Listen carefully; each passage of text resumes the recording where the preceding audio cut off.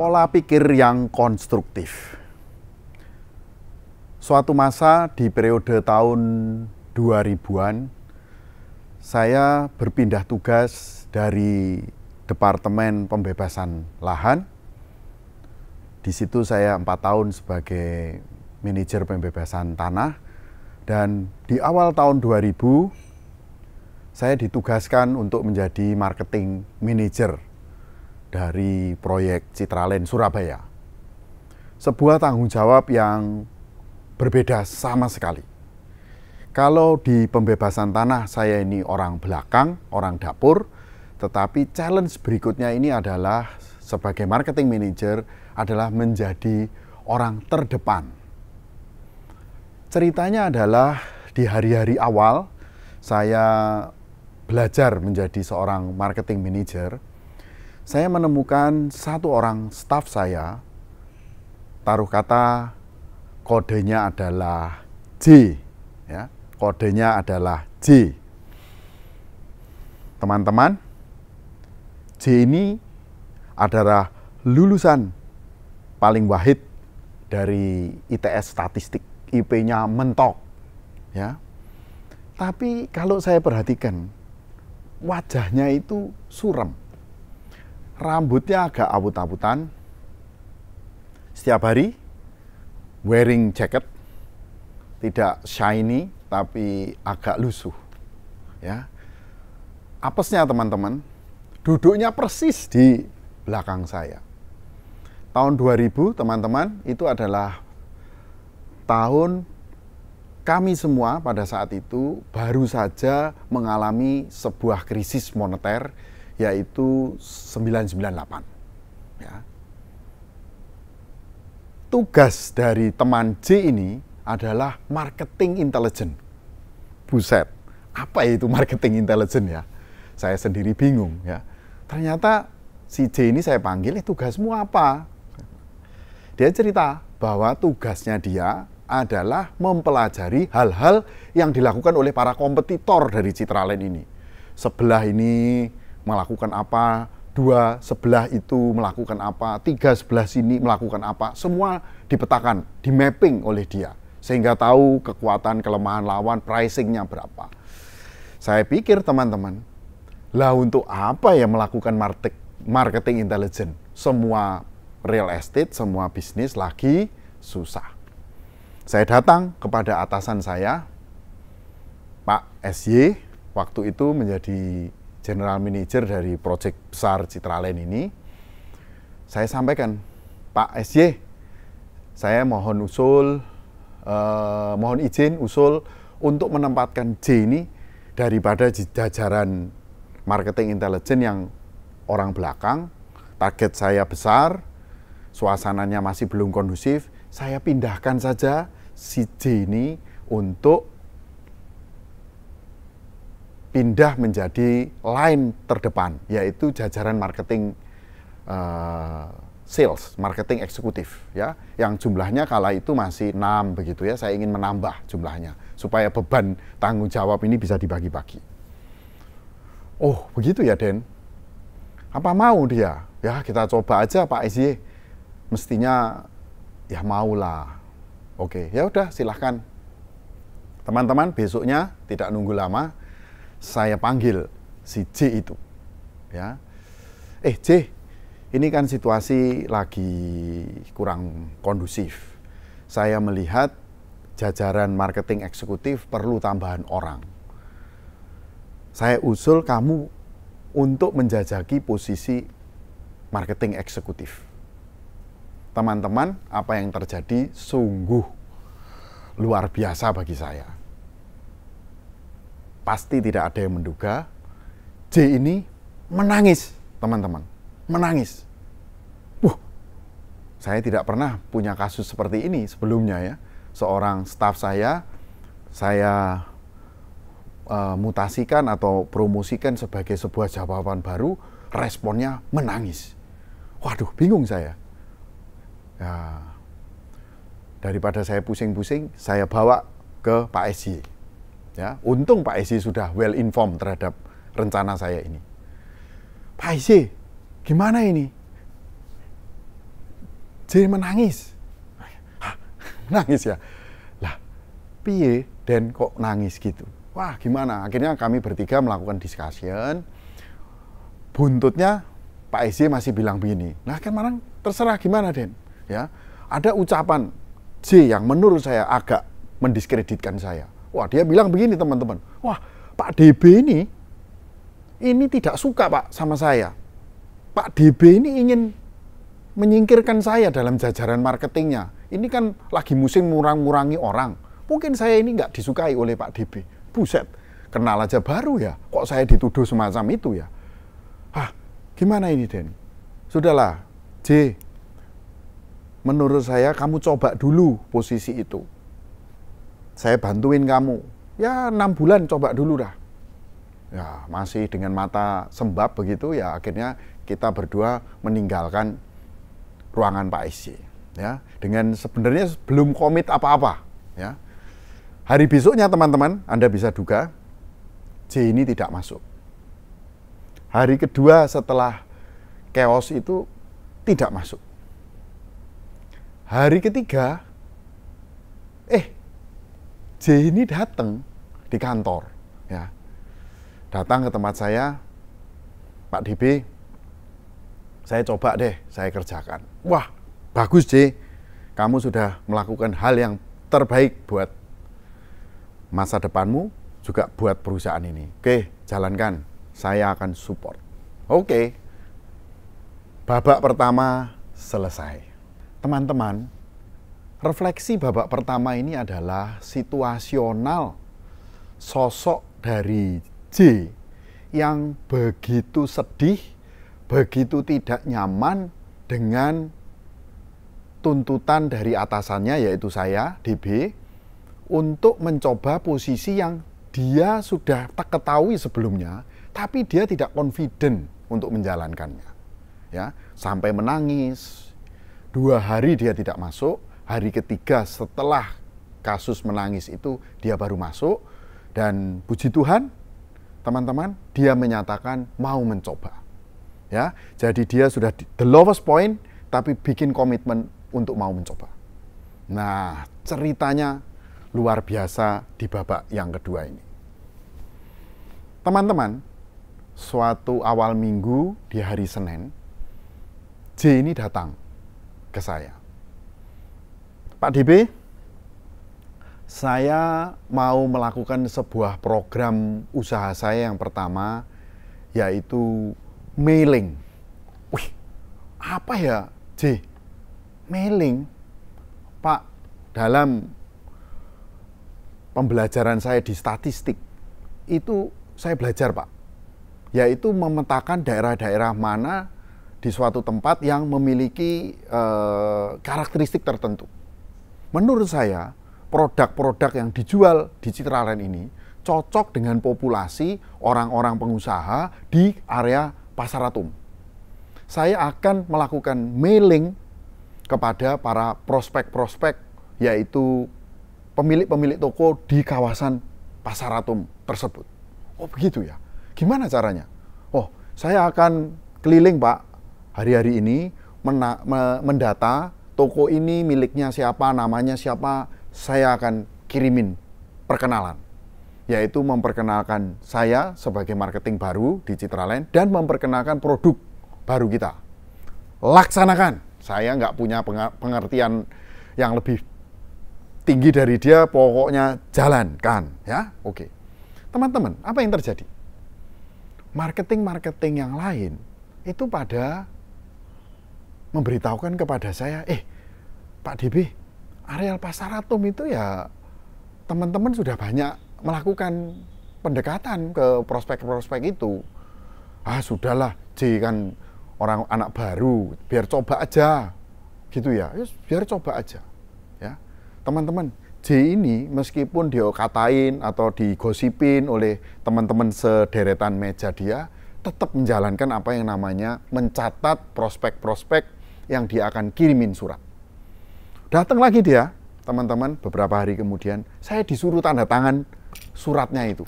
Pak DB, saya tidak pede. Bapak ikut teken. Oke, saya teken. Ya, tulisannya Bapak Ibu yang terhormat, Cik Lan atau Cik siapa lagi, toko ini, saya nama J sedang memperkenalkan produk baru di Citraland, kafling atau rumah tipe ini. Nah, seperti itu. Oke, tertanda J dan saya, tanda tangan. Oke, laksanakan, saya mau aja. Kira-kira teman-teman 200 surat yang dia bikin. Ya saya nggak tahu, dia sudah pokoknya menyebarkan begitu. Suatu ketika, dari 1 minggu kemudian dari acara itu, saya datengin lagi sama J. Pak DB, ada orang dari hasil mailing list itu memberikan respon, pengen ketemu Bapak. Aduh, ya teman-teman, apa yang terjadi? Saya ini ya marketing manager baru bukan? Ya, saya ya takut loh. Ya, J ini lebih takut lagi. Ya, 2 orang yang agak khawatir ini kita datengin lagi, teman-teman. Ya, dateng ke tokonya. Ya, orangnya lagi begini ya. Taciknya ini itu kerjanya begini.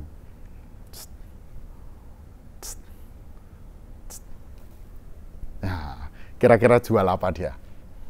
Ya, jual kain. Nah, betul ya, jual kain. Wah, top ya. Tapi orangnya cantik ya. Tapi koyoknya ada di sini ya, sama satu di sini. Wah. Dia bilang ke saya, teman-teman, sama J ini, Pak DB, saya ini di sini ya sudah cukup lama. Toko Pasar Atom ini saya banyak kenal ya. Setiap hari Sabtu atau hari Jumat, weekend, kami ini punya kebiasaan olahraga, jalan pagi, terus kemudian ya makan-makan lah.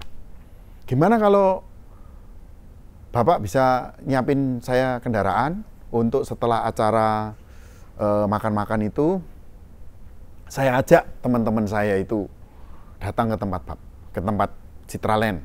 Nah, sebelumnya memang saya tanya, Bu, sudah berapa lama nggak lihat sana? Wah ya, zaman Krismon ya, rumputnya tinggi-tinggi. Wah,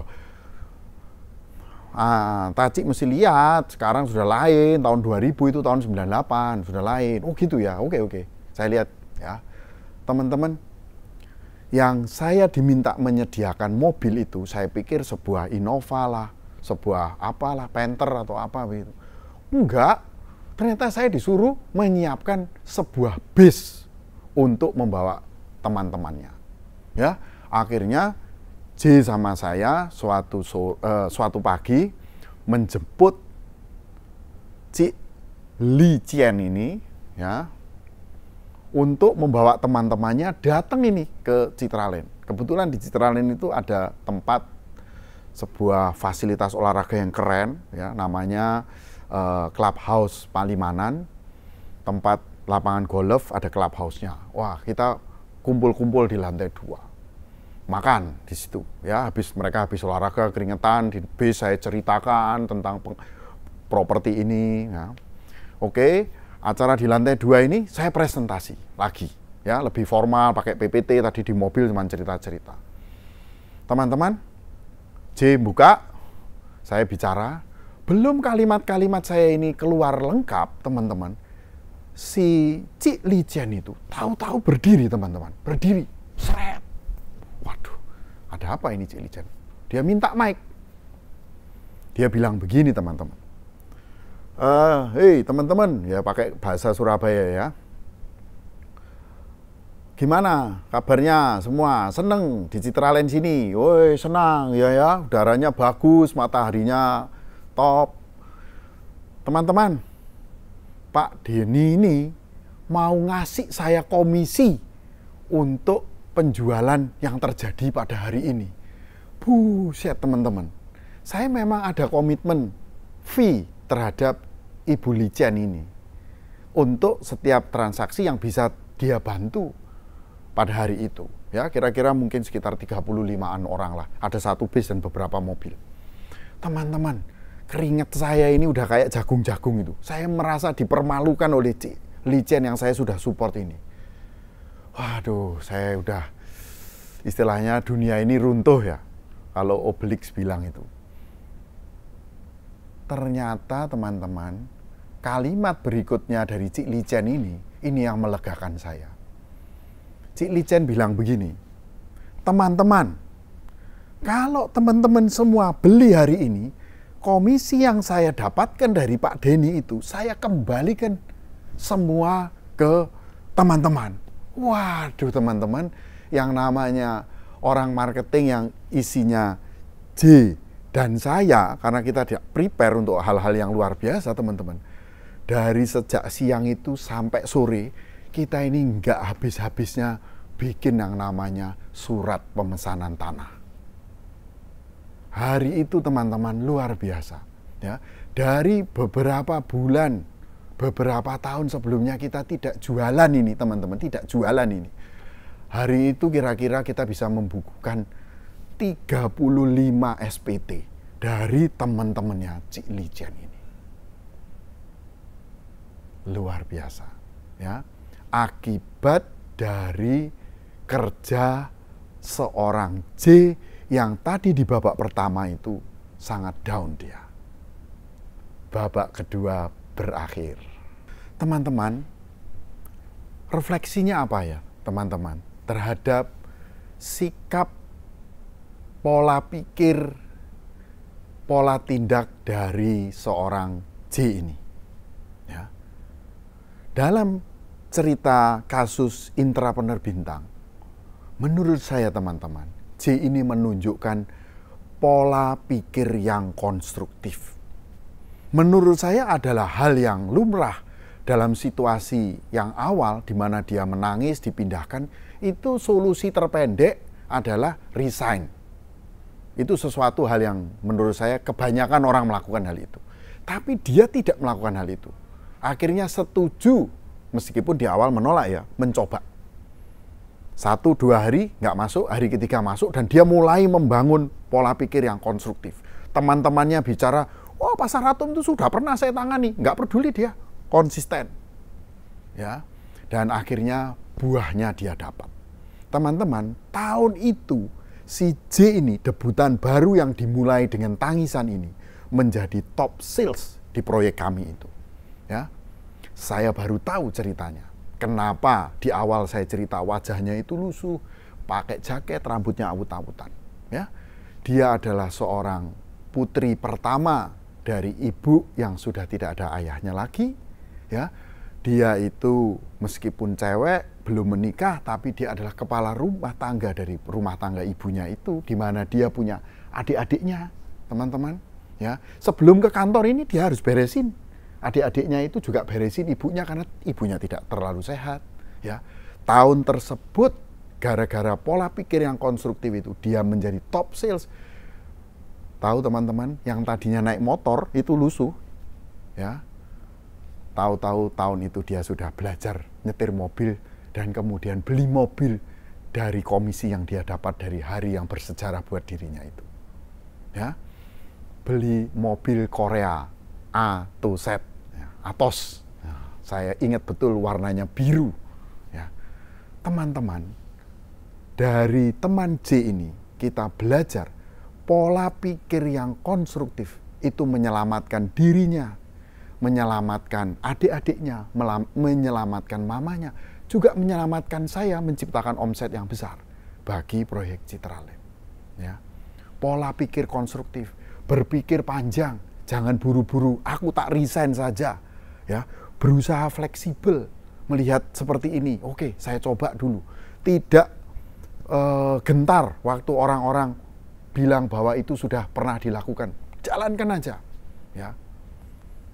Semoga dari cerita Miss J ini, yang tentunya dari awal marketing eksekutif, tipe pola pikir konstruktif ini mampu dia menjajaki karier-karier yang lebih tinggi. Akhirnya dia menjadi seorang marketing manager, ya, dan kemudian dia masih bertahan sebagai marketing manager dan akhirnya, ya, mungkin dia punya spirit untuk menjadi seorang entrepreneur dan sekarang menjadi ya, soul agent individual yang hebat di Surabaya ini. Ya. Terima kasih. Demikian cerita saya tentang pola pikir yang konstruktif dengan cerita Miss J yang luar biasa.